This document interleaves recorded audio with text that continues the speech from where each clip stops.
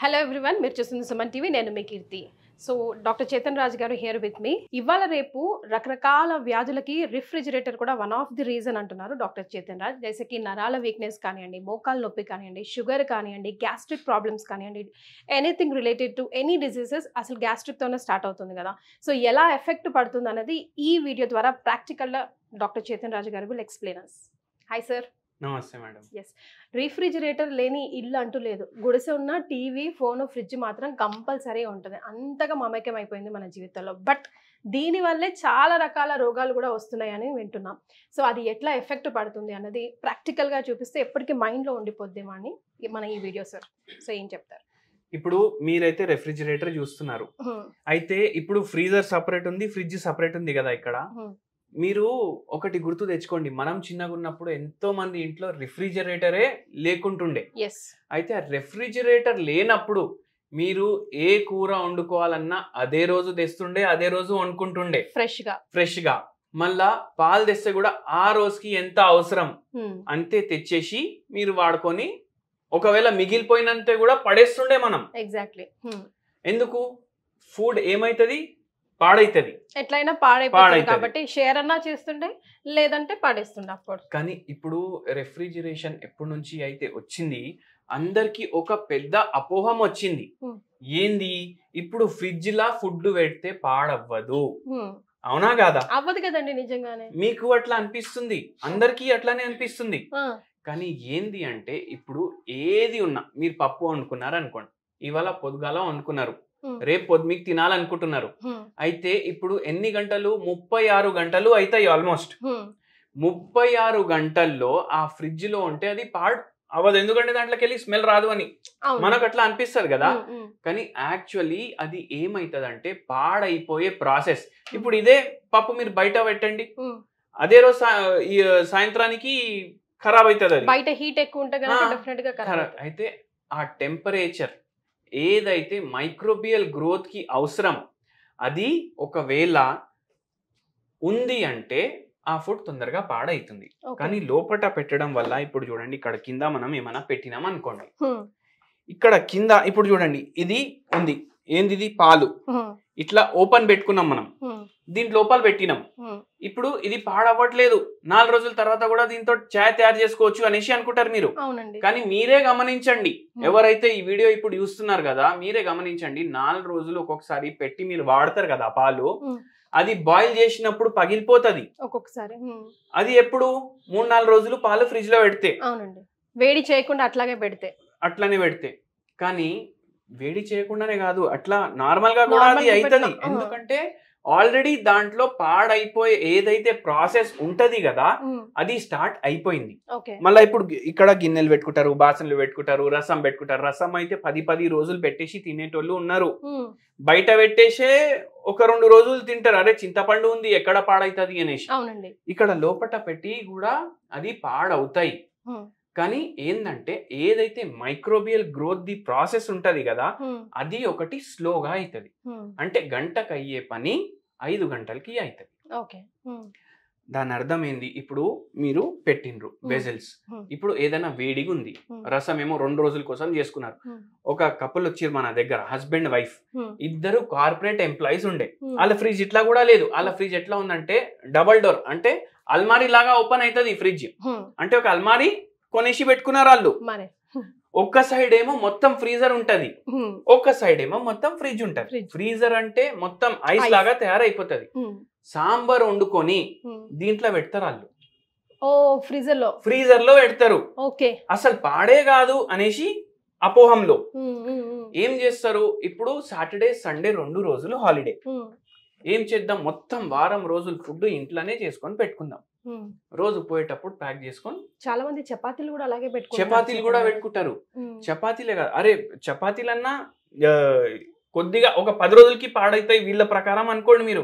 ఇదైతే 5 రోజులకి పాడైతుంది కదా, అయినా మొత్తం వారం అట్లనే వాడతారు. మళ్ళీ ఇక్కడ కింద మనకు బాక్స్ ఇస్తారు, దేనికి? ఇది కూరగాయలు పెట్టుకోవడానికి. అవునా కాదా?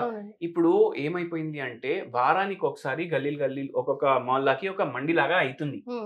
పోయి మొత్తం వారంది కూరగాయలు ఒకటేసారి తీసుకొని వచ్చి దాంట్లో పెడతారు. అవునా కదా? అప్పుడు ఏమైతుంది, ఇప్పుడు బెండకాయ ఫర్ ఎగ్జాంపుల్ మీరు కట్ చేసుకున్నారు అనుకోండి, చేసుకోవడానికి 5 రోజుల తర్వాత జర గట్టిగా అవుతుంది కదా, గట్టిగా అయిపోతుంది. మీరేమనుకుంటారు, అరే అమ్మిటోడు మనకు సరిగా ఇవ్వలేదు, మనం చూసుకున్నప్పుడు సాఫ్ట్ ఉండే, ఇది ప్యాక్ చేయమంటే వేరే ప్యాక్ చేసి ఇచ్చేసిండు అనుకుంటారు. కానీ అది గట్టిగా ఎందుకు అయిపోయింది, ఎందుకంటే అది పాడవుతుంది ఫ్రిడ్జ్ లో పెడితే కూడా. అది ఫ్రిడ్జ్ లో పెడితే కూడా పాడవుతుంది. మళ్ళీ ఇప్పుడు వేడిగా చేసి ఇట్లా గిన్నె ఇట్లానే పెట్టేసిండ్రు అనుకోండి మీరు, అది వేడిగా ఉంది, వేరే వస్తువులు కూడా ఓపెన్ ఉంటాయి ఫ్రిడ్జ్ లో. అయితే ఏమైతుంది, ఫ్రిడ్జ్ లో ఉండే టెంపరేచర్ ఇంబ్యాలెన్స్ అవుతుంది. అప్పుడు ఏమైతుంది అంటే వేరే ఉన్న ఏవైతే వంటవి ఉన్నాయి అవి కూడా పాడవ్వడం స్టార్ట్ అవుతాయి. ఎందుకంటే టెంపరేచర్ అప్ అండ్ డౌన్ అయిపోయింది, దాంతో అది కూడా పాడవుతుంది. మళ్ళా ఇంకోటి, ప్లాస్టిక్ వస్తువులు ఏదైతే కొన్ని, ఇప్పుడు చూడండి ఈ కవర్ ప్లాస్టిక్ ఉంది, ఈ కవర్ ప్లాస్టిక్ ఉన్నప్పుడు ఏమైతుంది, మీరు ఇట్లాంటి ప్లాస్టిక్ కవర్ లో ఇప్పుడు మీరు కొత్తిమీర కొన్నారు ఒక 4 కట్టలు, ఒక కట్ట ఇప్పుడు వాడుకున్నారు, వాడు ఇచ్చిన ప్లాస్టిక్ కవర్ లోనే మీరు టై చేసి కట్టేస్తారు. ఏమైతుందంటే ఆ కొత్తిమీర కూడా ఖరాబ్ అవుతుంది, దాంట్లో ఆ ప్లాస్టిక్ కూడా కలుస్తుంది. అందుకే ప్లాస్టిక్ వెసల్స్ ఎప్పుడు వాడకండి. వేడిలో కూడా అండ్ చల్లదనంలో కూడా ప్లాస్టిక్ కరుగుతుంది, ప్లాస్టిక్ కరుగుతుంది, ఫుడ్ లో కలుస్తుంది. కానీ మనం చాలా మంది అన్ని కూడా ప్లాస్టిక్ లలో పెట్టుకొని, అరే ఫ్రిడ్జే ప్లాస్టిక్ మేడం, మీరు చూడండి ఈ ఫ్రిడ్జే ప్లాస్టిక్ ది, ఇట్లా స్టోర్ చేసుకుంటాం, ఇట్లా స్టోర్ చేసుకుంటాం. మళ్ళీ చూడండి ఇది ఓపెన్ పెట్టుకున్నారు వీళ్ళు, మళ్ళీ ఇవన్నీ కట్ చేసి దీంట్లోనే ప్లాస్టికే పెట్టుకున్నారు. మళ్ళీ ఇంకోటి ఉంటది, అరే ఈ మసాలాలు ఉంటాయి కదా, ఇప్పుడు ఈ మసాలా ఉంది ఈ డబ్బాలో ప్యాక్ చేసిండ్రు కదా, మనకేమనిపిస్తుంది ఇది కార్డ్బోర్డ్ డబ్బా అనిపిస్తుంది, కానీ దీంట్లో ఉండేదైతే ప్లాస్టిక్ కవర్, ఇది కూడా అట్లనే తయారవుతుంది. ఇవన్నీ పాయిజన్ లాగా తయారవుతాయి. మళ్ళీ ఇంకోటి మీకు చెప్తాను, నరాల బలహీనత. పేషెంట్ వచ్చిండ్రు, ఇప్పుడు ఈ హస్బెండ్ వైఫ్ వచ్చిండ్రు కదా, యంగ్ ఉన్నారు ఇద్దరు, హస్బెండ్ ఏజ్ అయితే 42 ఉంది, అరికాల్లో మంటలు ఉన్నాయి, తిమ్మిర్లు ఉన్నాయి, మొత్తం కాళ్ళు లాగుతున్నాయి, నడుములో ఏమో డీజనరేటివ్ చేంజెస్ వచ్చినాయి. దాని అర్థం ఏంటి, నరాలు వ్యాధి వచ్చింది ఆయనకు. ఇది ఇట్లా తిండి ఇట్లా తినడం వల్లనే ఆయనకు అట్లా అయింది. వైఫ్ కేమో గ్యాస్ట్రిక్ ఇష్యూస్ ఉన్నాయి, పీసీఓడి ఉంది, పీరియడ్స్ ఏమో చక్కగా అయితలేదు. ఎందుకు, ఇట్లా స్టోర్ చేసి తింటున్నారు వాళ్ళు, మొత్తం వారంది ఒకటేసారి కుకింగ్ చేసుకొని తింటున్నారు. అయితే ఏందంటే ఆక్సిడేటివ్ స్ట్రెస్ అనేసి మనం డయాబెటీస్ లో మాట్లాడతాం, నరాల్లో మాట్లాడతాం, గ్యాస్ట్రిక్ ఇష్యూస్ లో మాట్లాడతాం. అయితే ఏంది ఆక్సిడేషన్, ఎప్పుడైతే ఫుడ్ ది అవుతుంది కదా అప్పుడు ఏమైతుంది అంటే ఆ ఫుడ్ తొందరగా పాడవుతుంది, ఎక్కువ ఆక్సిడేటివ్ స్ట్రెస్ అవుతుంది. మళ్ళీ ఇంకోటి, కొన్ని ఎంజైమ్స్ ఉంటాయి ఫుడ్ లో, సిట్రేస్ లాంటివి, పెరాక్సిడేస్ లాంటివి, ఇవి ఏం చేస్తాయి అంటే ఫుడ్ ని కొద్దిసేపు ఫ్రెష్ పెడతాయి. అంటే ఒక డిఫెన్సివ్ మెకానిజం, మన బాడీకి ఇమ్యూనిటీ ఉంటది కదా, మీరు వండిన తర్వాత కూడా ఈ ఎంజైమ్స్ వల్ల ఆ గిన్నెల్లో ఉన్న ఫుడ్ కి ఇమ్యూనిటీ ఉంటది కొన్ని గంటలు. ఒక 24 గంటలు మీరు ఫ్రిడ్జ్ లో పెట్టిన తర్వాత అవి కూడా పోతాయి, అయిపోతుంది, కానీ మీరు అదే అరే నిన్న సాంబార్ టేస్ట్ వేరే ఉంది, ఇవాళ జర్రా వేరే ఉంది కానీ మంచిగా ఉంది అనేసి తింటారు. ఈ అపోహాల్లో జీవించకండి. మీరు దీని బయటికి రండి, ఏ రోజు తెస్తారు ఆ రోజు వండండి, ఆ రోజే మీరు తినండి.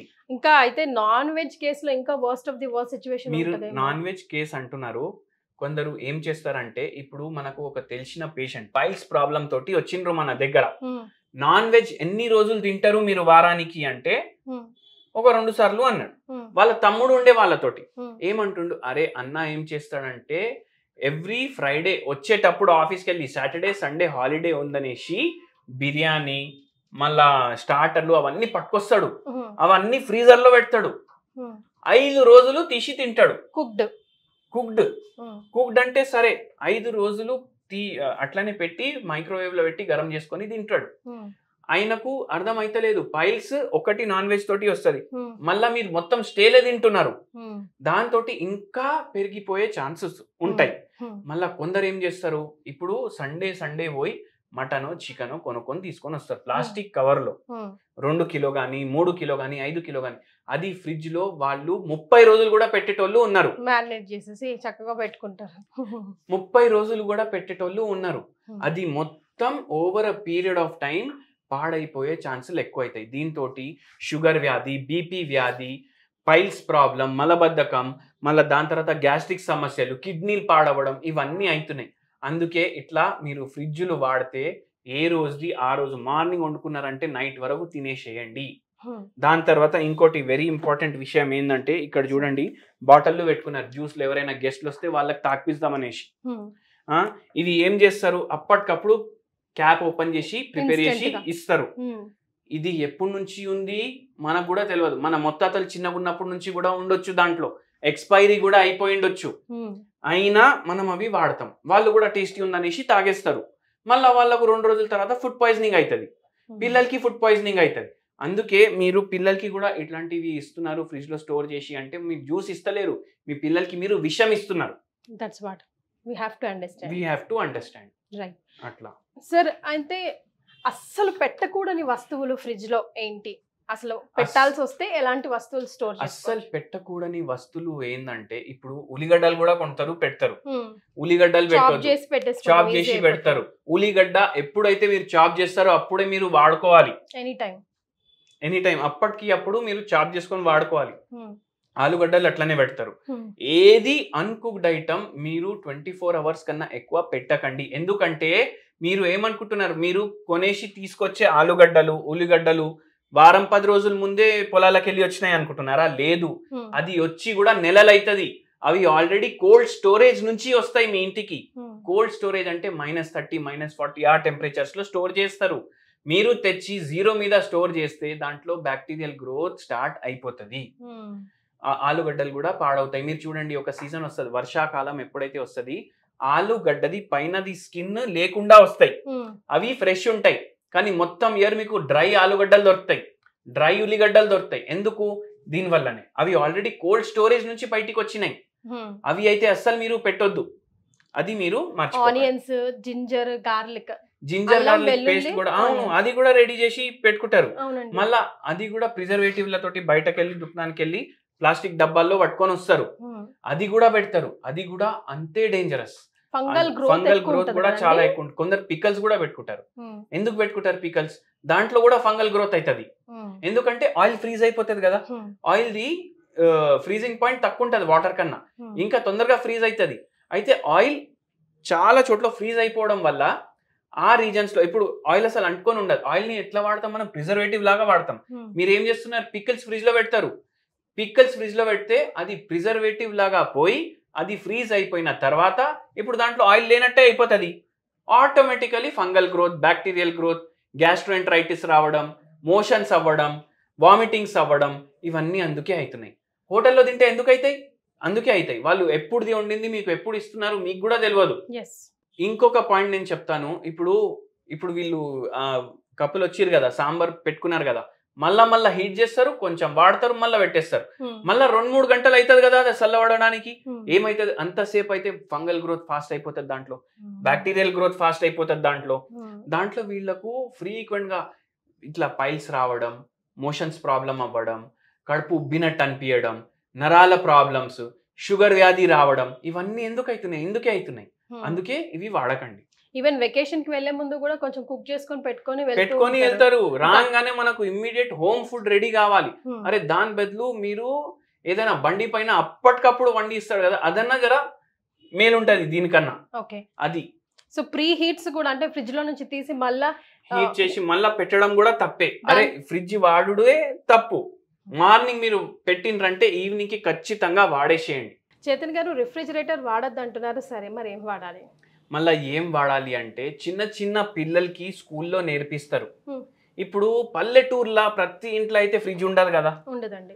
మనం ఒక్కటి గుర్తు పెట్టుకోవాలి, ఏదైనా సామాన్లు తెచ్చుకున్నారు, సౌదాలు తెచ్చుకున్నారంటే 2 రోజుల కన్నా ఎక్కువకి తెచ్చుకోవద్దు. అది ఫస్ట్ పాయింట్ మీరు గుర్తు పెట్టుకోవాలి. ఇప్పుడు టమాటాలు తెచ్చుకున్నారు, ఆలుగడ్డలు తెచ్చుకున్నారు, మళ్ళీ దాని తర్వాత కొన్ని కట్టలు ఇవి కొత్తిమీరవి, పుదీనావి, కరివేపాకు అవి తెచ్చుకున్నారు కదా, అవి కూడా 2 రోజుల్లో మీరు ఖతం చేయాలి కదా. ఫ్రిడ్జ్ లో పెట్టకపోతే ఎక్కడ పెట్టాలి మీ క్వశ్చన్, అవునా కదా? బయట పెడితే పాడవుతాయి, డిహైడ్రేట్ అయిపోతాయి, తొందరగా డ్రై అయిపోతాయి, ఇట్లా జీవం లేకుండా. అయితే జంతా ఫ్రిడ్జ్ మీరు విన్నారా ఎప్పుడన్నా? జంతా ఫ్రిడ్జ్ ఇప్పుడు మనకు కూడా నేర్పించిండ్రు స్కూల్లో.